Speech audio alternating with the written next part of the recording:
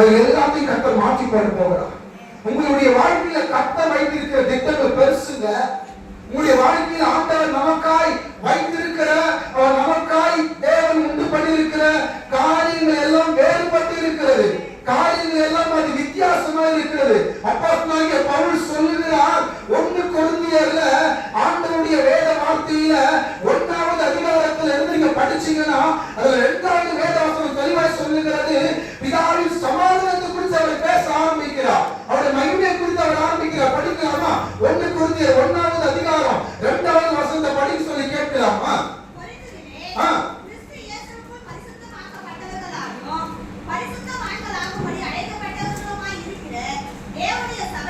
தேவனுடைய சபைக்கும் எங்களுக்கும் ஆண்டவராய் இருக்கிற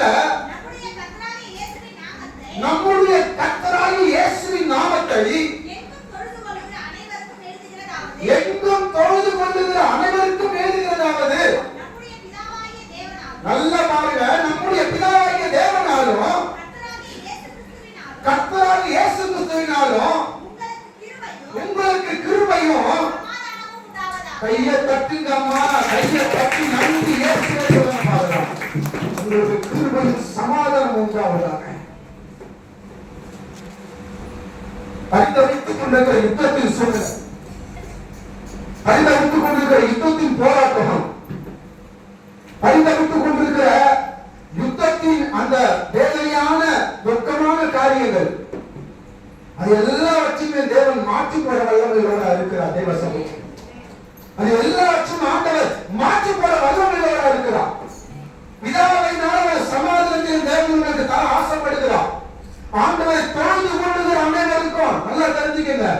நீங்க செபிக்க தெரியாம இருக்கலாம், வேதத்தை படிக்க தெரியாம இருக்கலாம், சரியா கர்த்தருடைய வார்த்தைகளை சரியா அதை பெற்றுக்கொள்ள தெரியாம இருக்கலாம். ஆனா தொழுது கொள்ளுகிற யாவருக்கும் ராமன் சொல்லுங்க பார்க்கலாம். எனக்கு ஜெபிச்சாலும் சரி, நான் எனக்கு ஜெபிக்க தெரியலனாலும் சரி, நான் வேதத்தை படிக்க தெரியலனாலும் சரி, ஆனா ஆலயத்துக்குள்ள போனா போதும் சொல்லி வரைக்க பாத்தீங்களா? அப்படிப்பட்ட மக்களுக்கு கர்த்தர் சமாதானத்தை தருகிறார். அப்படிப்பட்ட மக்களுக்கு தேவன் நல்ல சந்தோஷத்தை கொடுக்கிற தேவ பிள்ளைகளை ராமன் சொல்லுங்க பார்க்கலாம்.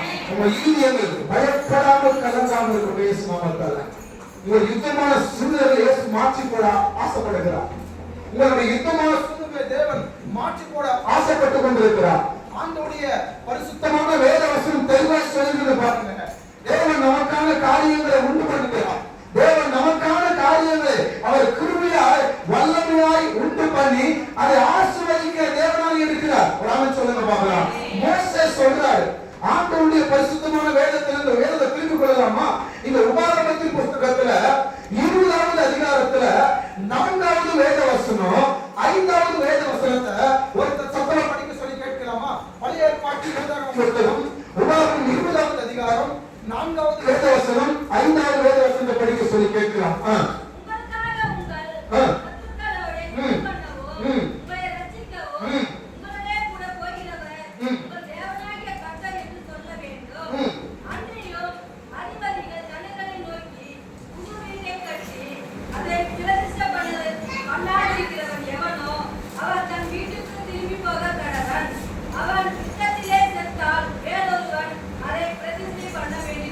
பாருங்க, போதுங்கம்மா, ஒரு ஆமை சொல்லுங்க பாக்கலாம்.